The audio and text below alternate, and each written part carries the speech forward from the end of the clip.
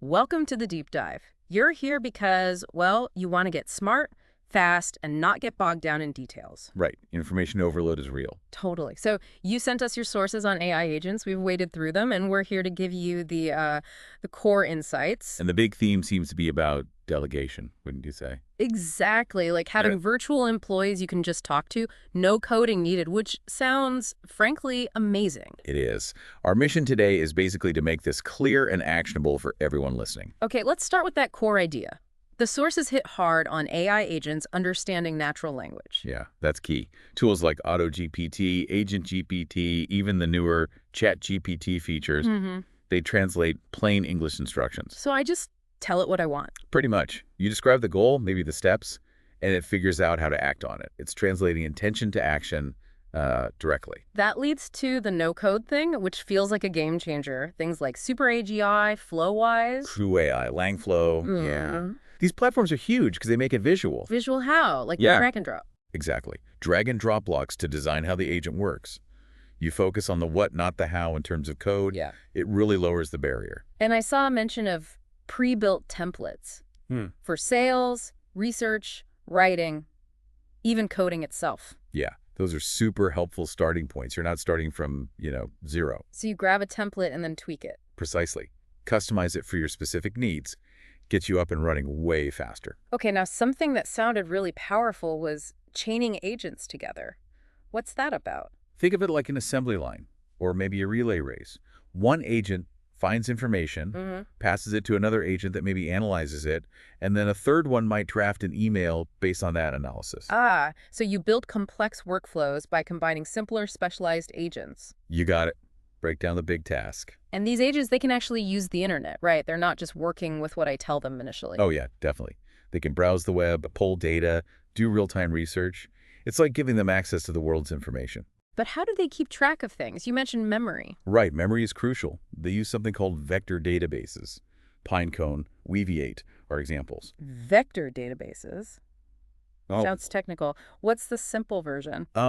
Basically, it lets the agent store and find information based on meaning, not just keywords. So it can recall relevant stuff from past interactions or documents. It's like long-term memory. Okay, so they learn, they remember, they act. Can they trigger actions automatically? Like if something specific happens online? Absolutely. You could set one up to watch for certain keywords, say on social media or news sites. And when it finds it? It could ping you, or maybe even start another automated process. Which ties into integration, right? Zapier, Make.com, those kinds of tools. Exactly. That's where it gets really practical for automating everyday business stuff. How so? What does that unlock? Well, it means your AI agent can interact with, like, thousands of other apps. You can update spreadsheets and calendar invites, add tasks to your project manager. So it bridges the gap between the AI's brain and actual real-world tasks. Perfectly put. It connects the dots. Okay, give me some concrete examples. How could someone listening use this today? Think about tedious stuff, summarizing long reports, compiling leads from websites. That's perfect for a virtual intern agent. Okay, like basic research and admin? Yeah, or get more niche. Imagine an agent tracking TikTok trends to give you video ideas if you're a creator. Huh. Okay, that's specific. And building the interface for these agents, that's also no-code friendly. Yep. Tools like Replit, Glide, or Bubble let you whip up simple web front ends. Make it easy for anyone to use the agent you built. And even voice control. Possible too. Combine it with things like OpenAI's Whisper for transcription and 11 Labs, or Play.ht for voice output. Talk to your agent. Wow. What about using my own information? Can I feed it my documents? Yes, definitely. Upload PDFs, Word docs, whatever, into that vector database memory we talked about. So it learns from my specific knowledge base. Exactly. It becomes customized to your world, your data. This sounds like there could be business opportunities here, too, for entrepreneurs. For sure. Because it's easier to build, you can create focused microsite tools. Like what? Think, an AI agent that specifically helps optimize resumes for job applications, or one that generates niche content plans.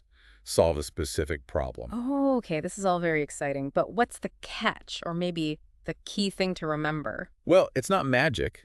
You still need to think clearly.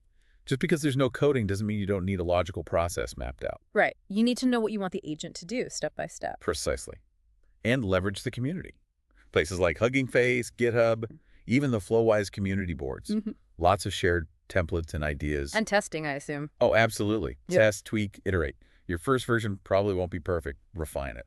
So wrapping up, the big picture is AI agents aren't just another tool. They could potentially power whole parts of a business. I think so. It's a big step up in how we can delegate complex thinking tasks, not just manual ones. It really opens things up, productivity-wise, without needing everyone to become a coder. So for everyone listening, maybe the final thought is this. Look at your own work, your own life. What's that repetitive task, that research grind that you could potentially hand off to an AI agent right now? What could you free yourself up to do? That's the real deep dive to consider.